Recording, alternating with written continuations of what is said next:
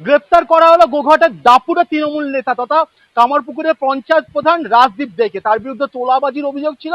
গতকাল রাতে তারকেশ্বর থেকে গ্রেপ্তার করা হয়েছে, তাকে গ্রেপ্তার করেছে গোঘাট থানার পুলিশ এবং দেখতে পাচ্ছেন তাকে ইতিমধ্যে গ্রেপ্তার করা হয়েছে। তার বিরুদ্ধে তোলাবাজির অভিযোগ আছে এবং সেই অভিযোগে কিন্তু তাকে ইতিমধ্যে গ্রেপ্তার করা হয়েছে। জানা যাচ্ছে রামেন্দ্র সিংহ রায় প্রাক্তন তৃণমূল বিধায়ক, তার ঘনিষ্ঠ এই পঞ্চায়েত প্রধান এবং তার বিরুদ্ধে তোলাবাজির অভিযোগ ছিল এবং সেই অভিযোগে তাকে কিন্তু ইতিমধ্যে গ্রেপ্তার করা হয়েছে।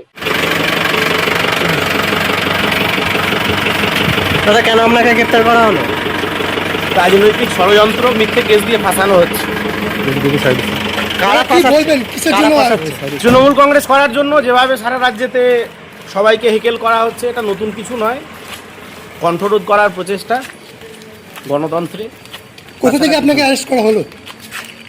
আমাকে গোঘাটে তারকেশ্বর থেকে তো আপনাকে গ্রেপ্তার করেছে গোঘাট থানার পুলিশ।